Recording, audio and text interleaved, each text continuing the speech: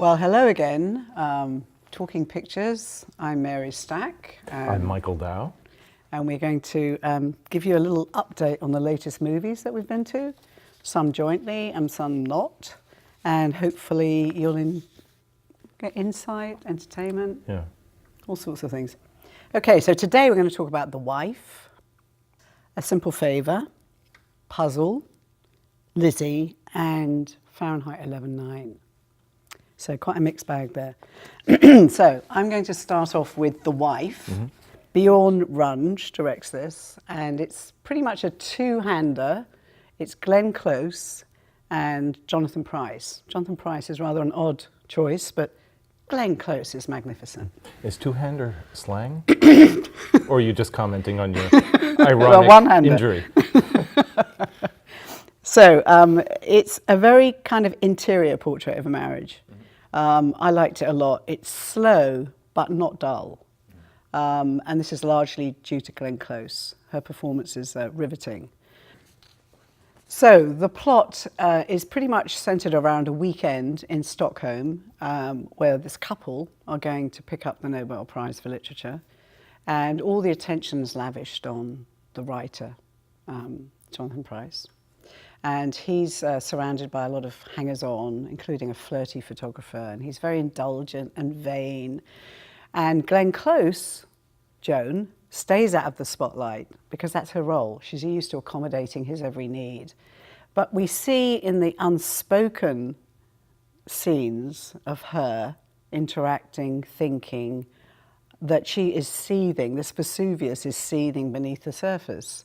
And even though she's grace under pressure, perfectly, courteous and wonderfully entertaining wife, there's something bothering her. And we don't realise the extent of that until she crosses paths with this journalist, played by Christian Slater, who wants to do a biography of Joe Castleman. And he hints at this strange background that might have led to this day in Stockholm. And the flashbacks, which are very good, go to Smith College in the 50s, where she's this young, talented writer. And guess who's her professor? Joe Castleman, who recognises her talent and has a wild affair with her. The other kid in the equation who accompanies them to this weekend is played by Max Irons, and he's this very disgruntled son who deeply resents the father and is jealous, but also disrespects the father, I think, because he sees the mother as being the powerhouse in their family. And then that gets more intriguing because the journalist approaches him in a bar, and it becomes clear that this whole work, this body of work, is in fact Joan Castleman's work, not the husband's. So I won't tell you what happens in the end, but Glenn Close is this Amazonian performance of containing all these emotions with great dignity but immense passion. And I think she's deserving of an Oscar, and I think she's missed one 6 times or something. Probably, yeah. She's been nominated 6 times. Someone else keeps winning them all. So it's a film basically about family secrets. It's about big family secrets. And I'm curious how the film is structured. Is it through the kind of active journalism that these secrets are revealed, through investigation? How is it structured, would you say? No. What makes it interesting, the structure? The narrative, these two people, the thing that's intriguing and enigmatic to me is why would this woman stay in this marriage? I mean, that's the part that several people I know said didn't hang together for them. Okay. That this woman was obviously talented and capable and driven, so why was all her ambition and skill diverted? She was somehow confined by this kind of social role of the wife, right? A kind of outmoded role. Again, given that it's a period piece 70s, of sorts, right? Yeah. That we're in that period of transition where we're kind of interrogating the concept of the kind of social idea of wife, right? In a situation like that. Correct. Yeah. Correct. And I think the thing that my answer to that was, there is an encounter at a party quite early on when she's at Smith with a very successful woman who is a writer, and she basically says, don't do it. Don't do it. And she said, I have to write. She said, writers have to be read. And it's such a... The script is actually very sharp. Okay. And she turns out effectively to be his ghost writer? Does it go that far? She basically is the... Okay. Day after day, you see the son and the daughter being dragged out of the room, wanting to see her. She's not even got the benefits of being the stay-at-home mum. He's got her basically 8 hours a day, she says, in this office writing. Okay. So she becomes his machine. Yeah. And it's quite funny because Colette's just coming down the pike, and it's another period piece, same plot. Okay. Right? So I don't think this is unusual. I think the thing that was unusual that he got to the level of the Nobel Prize and was quite happy to throw her a few crumbs of compliments, and she was meant to exist on that. And then he starts berating her for her wanting the big Jewish house and the nice lifestyle. He actually says that. So she doesn't. You don't get taken in by that because she doesn't look like a person that cares too much about that. Okay. I think it's. I won't tell you what happens because it's a pretty powerful ending, and there's the hint of revenge. The hint. Yeah. And is it melodramatic in any way? Is it, from what I've heard of, what I've generally seen of it, is that there's a certain kind of, it has a certain kind of pitched melodrama to it, which I personally enjoy, that kind of heightening of emotional drama. Yeah, you feel the screw tightening, definitely, and then you feel it especially if you get inside her psychology. Yeah. And I liked the way it was shot. It was very grand. You know, the locations were grand, but most of it was interior stuff. Okay. And that's what was really riveting. That's what they're great at. That's like the kind of cultural thing, is like capturing the interiority of people. Yeah. So, well, I'm going to hand over to you, Michael, with a simple favour. Please. I think it's probably best to maybe talk about this one first of the films that I want to speak of, because I found it almost profoundly disappointing. I'm a huge Hitchcock fan. I love suspense films, and maybe I was bringing a certain amount of unreasonable expectation to the film in that regard, but it marketed itself as a kind of, 21st century kind of Hitchcock update kind of film. So, but basically what happens in the film, and again, I'm not quite the master of plot summation, but anyway, it stars Anna Kendrick, and she plays a kind of overachieving vlogger of home economics. What's a vlogger? A vlogger is a video blogger. She basically has like a little show, kind of a YouTube type TV show, where she talks about, today we're going to make brownies, and then she does her thing. And she has a small following amongst the locals in the Connecticut suburb that she lives, but behind her back, people are constantly making fun of her and mocking her because she seems so innocent and naive, but of course, surfaces are deceiving. So what happens is she more or less randomly meets up with another character, Emily, played by Blake Lively, who again is this grand kind of Hitchcockian ice queen mystery woman, and they hit it off in a somewhat perverse way. They become friends, and then Emily disappears. And the remainder of the film is comprised of, again, another the more I think about it, the more Hitchcockian it is, of Anna Kendrick's character, Stephanie, kind of taking on the role of Blake Lively's character, Emily, to the extent where she gets involved with the husband, and et cetera, et cetera. So on paper, it looks fantastic, okay? It sounds great, but there are so many qualities to it that are unconvincing. For example, when Stephanie begins to research what really happened to Emily and her disappearance, that process is done in something that verges just on montage. So it's this process of detection, but it has this kind of just trust us quality. I hope that makes sense. Because Stephanie, so go with it. Exactly. Stephanie kind of does this research. She sneaks into Emily's office. She magically finds, evidence that leads her on to kind of, solving the case. And it's all very unbelievable. And I'm not all that heavily into the aspects of realism. I like when films can exaggerate and be hyperbolic, but this one really was straining credulity. So that was bothersome. But I got to say, what was especially bothersome was the kind of misdirection of Anna Kendrick. I haven't really seen her. I haven't seen Pitch Perfect. I'm not really familiar with her other roles, but her mannerisms are very accentuated, and she kind of broadcasts the kind of neurotic tics of her character. It seems as though she's tics? Yeah, it seems as if she was over-directed in a weird way, and just like she's mugging constantly. It takes me right out of it. And because she's the one character who carries, or the star of the film who carries the movie, it's like you have to kind of live with this kind of like character. So there are a lot of qualities that are just like, what were they thinking? What were they thinking? Plus it has like some of the worst child acting I've ever seen. Always my favorite. So if that's your thing, then I can recommend this film. And there's another strange thing because it sets itself firmly in 2017, I think, or maybe early 2018 where it's set.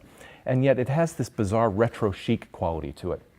So that Blake Lively's character can enter a scene and all of a sudden she's in like this pleated skirt with like, I don't know, she looks like Grace Kelly stepping into the scene from, Rear Window or something. It has a strange kind of mishmash of like fashion style and fashion sensibility. It doesn't really seem to know what it wants to do. Seems quite self-conscious. It is, and that's the problem too. It's overly self-conscious. It seems as if, we're doing Hitchcock. That's what kind of how, or we're doing. If you've ever seen Diabolique, the Henri Georges Clouzot movie, it's kind of classic example of deception and then more deception and constant twists and left turns. It's a brilliant film, and at one point in the movie, a character even says, well, this is like Diabolique. And it's like, oh, come on. It's like you don't have to be so explicit. Really? Because for the one or two people in the audience like me who's actually seen Diabolique, it's like you don't have to go there. I get it. If you're going to do Hitchcock, you've got to really put your script through 30, 40 drafts. You've got to really know what you're doing. And they don't even really get the Hitchcockian pace correct. The pacing is awkward and jagged. The cutting isn't. Wow. Yeah. Should I go on? Should No. I think trashing this movie. I think it got to what, 1 star. Yeah. Pretty much. Yeah. The color palette's really nice. Yeah. It's Thank got goodness. Like blue dresses, yellow umbrellas. It's got that kind of pointedness, visual pointedness. But that's about all I'd really recommend about it. Yeah. Okay. Well, I went and saw another dysfunctional marriage film. There we go. More happy themes. Yes, called Puzzle. And actually, I think I like this even more than The Wife. It's an indie, understated little film, terrifically well put together. It's directed by Mark Turteltaub, who I don't know anything about, but there's a lot of talent. It's very well executed, not self-conscious and one iota, and the plot is entirely believable. So we have Kelly MacDonald, who I have to say is one of my favourite Scottish actresses, and I think this is her first big role. She's done a lot of British drama and a lot of unusual historic stuff that you might see on Netflix, but this is her first big role. And she plays Agnes, this faithful, devoted, hardworking, uncomplaining wife. She's married to a car mechanic, Louis, played by David Denman. They have 2 kids, Ziggy, who wants to be a chef, but who is actually working for his father at the garage and hating it. And then the second one, the younger boy, Gabe, is set to go to college. He's got a vegetarian girlfriend. And for some reason, they're a lot more accommodating, or the father is, towards this character. I think he's more like what he expected. So Ziggy feels very stifled in the job, not happy, secretly smokes. This desire he has to cook, he shares with his mother. He confides in his mother, and he also says at one point, why don't you just leave him? So he senses intuitively that she needs to break the mold of this kind of trap that she's built for herself. And of course, she dismisses it and says, oh, he's not that bad, kind of thing. So anyway, she gets a random birthday present, which is this jigsaw puzzle. And when she opens it, she stays up all night and does it very quickly. This is a gift from him to her? No, not from him, from somebody. Okay. And she's suddenly remembers that she was also always very good at problem solving. In fact, apparently studied mathematics at college. So this is a person that's got a great brain that isn't using it. I mean, the most she's doing is making potluck lunches for the church, which is only so satisfying. Anyway, she, through various circumstances, ends up trying to track the place that provided the puzzle, goes to Manhattan, which is a big deal for her, on the train, and sees a little random ad advertising for a puzzle partner. And she takes it down for some reason. Such things exist. I didn't even know this was a competitive sport, but there you are. I guess if you're in upstate New York, it's not a bad way to spend your time. So she ends up meeting this. She's matched with this very exotic Indian gentleman who lives in a very flash house in Manhattan. Irfan Khan plays this gentleman. And they have this unusual discourse, not just with the differences in their mode of puzzle solving, but their cultural differences and their way of thinking. And it's just a brilliant clash of two intellects. And he recognizes that she needs to break out of her life. He never says that, but he kind of loosens her up. Anyway. But don't you love movies like that? Oh, it was brilliant. They insinuate rather than broadcast. Yes, you know? Yeah, and it didn't have the usual cliched ending either. He just emancipates her enough to take the next step, and she kind of reclaims herself. So this is a little gem of a film. I highly recommend it. Isn't Kelly Macdonald fabulous? I mean, she's absolutely extraordinary, and she seems to have the knack for choosing roles that are, on the one hand, are under the radar, which is a little frustrating because I think she deserves much more attention. I do too. But she chooses the right roles. I mean, she's in Boardwalk Empire. She's extraordinary. A number of things she's done, which she's just absolutely amazing without being a showboat at all. Yeah, she's got a very quiet command of her space, and very convincing and very moving. Did you take? Here's the loaded question. Did you take the whole kind of concept, the idea of puzzle as some kind of metaphor? Does the film work the metaphor? Or does it, again, since it doesn't sound like it spells a lot out, does it spell that out? The actual puzzle, the physical puzzle, is very unimportant in the entire scheme of things.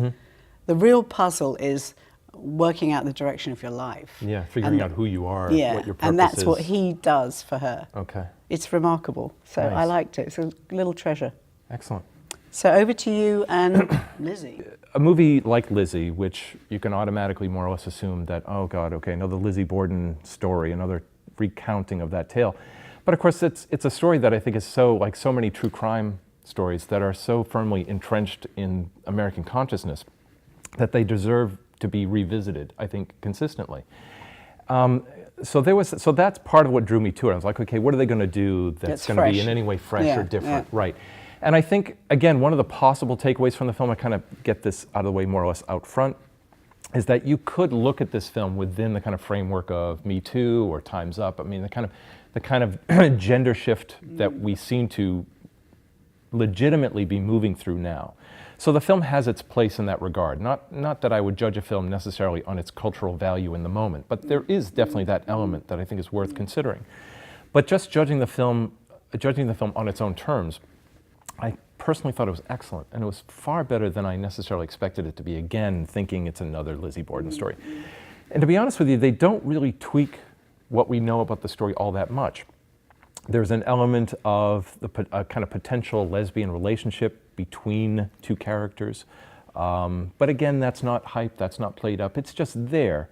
That's another thing that doesn't necessarily need a lot of attention. What I really liked about it, first of all, was the main performance by Chloe Sevigny, who is a kind of like, uber hipster kind of icon of independent film. And she's great. You want to talk about an actress likewise who is very understated, who understands the power simply of the face and minimal facial expressions and how less is more. She really is one of those kinds of actresses. So her performance as Lizzie Borden, I found to be phenomenal, convincing, and as I say, with the kind of minimalism of expression, she's able to perhaps, again, ironically pull a lot. There's a kind of a wide emotional palette to her performance by virtue of it being restrained, and the way she captures the kind of repression that Lizzie Borden and pretty much everyone of her class and her generation likewise experienced. So the film itself is great. It's extremely atmospheric. You hear the creaking steps. Everything seems to be lit by candlelight. Everything is spare, and there's this kind of beautiful austerity to it, which captures what I would assume captures in 1892 in Fall River perfectly. It's a very slow-paced film. So, and the interesting contrast that the film has, and the thing that I greatly appreciate, because I'm not a big fan of sentimentality. I mean, it's not like I'm not an emotional person, but sentimentality in movies, when a film captures a kind of emotional false note, and you're like, oh God, it's too arch, they're pushing something too far. The film it restrains itself in that regard. So it's a very unsentimental film. It captures the harshness, the austerity of the way of life of the characters. But at the same time, the film is shot very warmly. It has a very warm patina to it. It's a very attractive film at the same time. So it's this interesting contrast between the kind of cold emptiness of the characters and their way of life, but shot through a lens of kind of warmth. Okay, so Yeah, it's like the visual schema of the movie gives Lizzie Borden a kind of dignity, if that makes sense. Like the visual quality, the way she's filmed, the way she's captured. Another thing that's really interesting, I think, visually about it is that the close-ups are a little bit too uncomfortable. The camera's always a little too close to characters, which works. Do you think that? Oh, it's on It really does yeah. work. Yeah, so, yeah. It gives you a sense of claustrophobia. There's a lot of shallow focus in the movie, so that often everything is a complete blur except the human face. Wow, interesting. Yeah. So do you think that's connected with the fact that, I don't know, I haven't seen it, but is there the suggestion of the father molesting her? No, there's the clear cut, it's not even implication, it's clearly portrayed that the father very well may have likely abused Lizzie and her sister. Yeah. Her sister Emma, it's possible. But the character of Bridget, played by Kristen Stewart, when Kristen Stewart comes in, she becomes a kind of, almost like a concubine to the father. And it's really, yeah. Against her will? Very much so, yeah. So Lizzie and Bridget kind of team up in a way. And this may be where the film becomes partially fictionalized, but again, not to any great extent. But one of the things that happens is that when the two murders actually do take place, there is this explicitness to it, which, funny enough, I appreciated. It's basically this attitude is like, yes, Lizzie did it, damn straight she did it, and here's why, and the film kind of builds a case for her in an understated way, so that it's by the time the murders occur, it's like you feel this sense of justification. It's very effective in terms of taking its kind of low budget and making the most of it. Yeah, make the most of it. Absolutely. Great. Well, an unexpected. Yeah, very much so. Okay, I might have to go see that now. So now we're going to come to our joint movie of the week, Fahrenheit 11/9, Michael Moore's latest documentary. What can I say? I love Michael Moore on some level, but man, he needs a good, strong editor. He runs amok.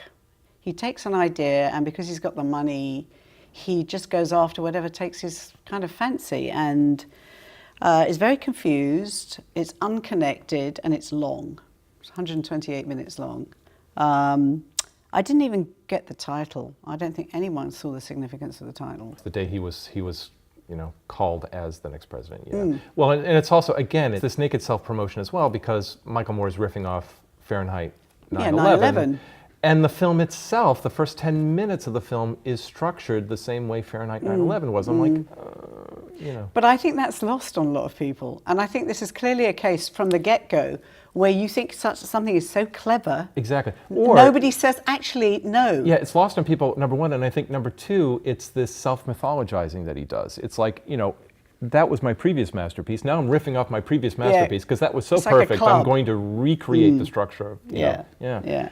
So he starts with this meltdown, which is kind of a blow-by-blow account of the November 16 election, which goes on.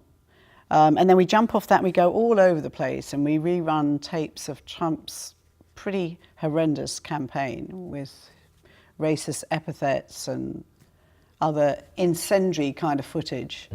And really shows you how he's come to dominate the media, which in itself is true. And you say, well, where are we going with this? It's all very relevant if you've got a direction, but I never found the direction. Well, he does this in a lot of his films. He looks for connective threads, and a lot of those connective threads are very specious. Or in his own consciousness. Exactly. I mean, there's a lot to say about it, not a lot of time to say about it. So what I'll try to say just very briefly in that regard is, there's a segment in the film where he spends a lot of time in Flint, Michigan, and talks about the water crisis and how Governor Rick Schneider, in effect, there was a coup involved where he basically moved in all his business cronies and diverted the water. People know the story. It's Google it if you don't. Yeah. But but then he tries to link that to national politics, and he just doesn't get there. And I almost wish I think he would be much more effective if he focused on one topic, the water crisis. Flint, Michigan. I would watch a 2-hour documentary on the blow-by-blow development of the water crisis. Instead, what do we get? We get Michael Moore taking a hose, spraying the Flint water over the gate at Schneider's mansion. Yeah. It's such an impotent gesture. It's redundant. I'm sick of Michael Moore I'm going to walk in there and make a citizen's arrest. And it's not going to happen. It didn't. It's just redundant. Yeah. It's the same shtick over and over and over again. So and are you with saying each it's film, outlived its absolutely, and sell-by date? with every film, personally, I think it becomes less and less effective. But I saw it with an audience, and people were applauding and cheering and expressing outrage as if they were at their own, like a Michael Moore rally. It's really bizarre. You know, yeah, and so I saw it with 5 people, and no there was reaction at all. nary a hoot. Oh no, people were applauding and yelling at the screen when I saw it. Yeah. I have to say though, if there were redeeming things, and I do think it's worth seeing. There I do absolutely think are. it's The worth seeing. content itself, The content is outstanding. It's just a bit of a jumble. Yeah. It's like a quagmire of where are we going. But the 3 outstanding things for me were: 1, the Flint, Michigan coverage made me want to stand up in my seat. I was so disturbed by it. Yeah. And I thought I knew about Flint, Michigan, but I did not know about the cover-up, about the lead in every single child there. I didn't know about that fake military exercise they did on the citizens of Flint with no warning, Under taking the Obama out administration, yeah. yeah, under Obama, taking out sections of the housing. These people don't want to live there, and that, you know, they were being treated like rats in a sewer. You know, you can talk about propaganda, okay? And whether or not you agree with the ideology that's being espoused in a propagandistic text, okay? Which here I agree with him. I do, clearly. There's no question, you know, on nearly all of his points I agree. But again, he is a sentimentalist. What he does is he appeals overly and excessively to, he plucks the heartstrings too often, I feel. You know, there's nothing wrong with showing kids suffering. Nothing wrong, you know, the Legionnaire's disease that the kids were suffering from, and all that. It's very real, those very real issues. But you need to find a kind of equilibrium between kind of the emotional pull of your subject matter, and you need to back it up with simply present more facts. You need a foundation there. I didn't find much in the film that I didn't already know, but there also really wasn't much kind of meat there as far as kind of factual detail and evidence. He interviews 2 historians very briefly in the film. Otherwise, it's mostly Michael Moore kind of da-da-da-da-da-da-da-da, his sing-songy, condescending voice. He defeats his own purpose. But I like the Parkland survivors being interviewed, but that again was beaten to death. He milked it. He just, they're too much, and to end on that was so weak. It was just like a nothing ending. It fizzled out. It was like a firework that suddenly went. What it felt like to me was like a first-year journalism major who was given homework. Okay, now go find what you think were the most significant stories of the past 2 years and compile them. That's how it felt. Okay, one thing we do agree upon though, the footage that he uses and the backstory to the rise of Adolf Hitler was quite interesting because it showed how quickly I know, but somebody can. No, I thought it was putting very Trump's interesting. words in Hitler's mouth is stupid. I thought that worked really? well. Oh, I thought that was stupid. a great parody because I thought it was. There were so many similar behaviors, and I think people don't make those connections. What was really interesting was talking about how Germany in 1932 was such a civilized, evolved democracy, highest literacy rate in the world, very logical, scientific people, very cultural. And from that, within about 24 months, you had allowed Hitler to come to power. Yeah. So I think through things like propaganda shock and awe, and disinformation. Naomi Klein's shock doctrine is like the text Right, about exactly. how dictatorships take over. Yeah. He seems to be despairing. If you see any of the PR he's been doing for the movie, never mind the fact, all the talking points in the movie he summarizes in his interviews. So it's like, he says that that Trump is going to be re-elected, and you know, so why did he make the film? Exactly. Why did he make the last 3 films? That's my question. Anyway. Okay, well, we'll leave. I think we'll leave that question with you. We're leaving it on a despairing note as well. Answers on a postcard. So, thank you from Mary Stack. And from Michael Dow. And we'll see you next time.